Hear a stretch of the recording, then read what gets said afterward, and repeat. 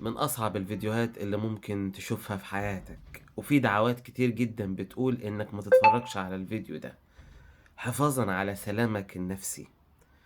فأنا حقيقي ما اتفرجتش على الفيديو، لكن الصور المنتشرة هي بتشرح اللي بيحصل في الفيديو.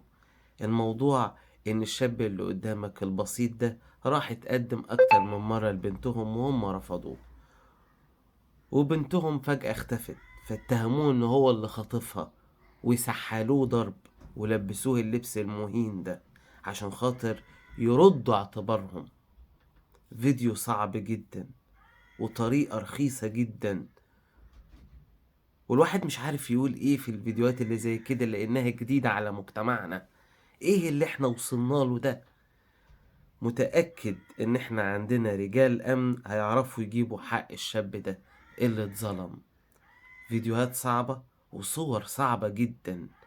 اوعى تتفرج على الفيديو.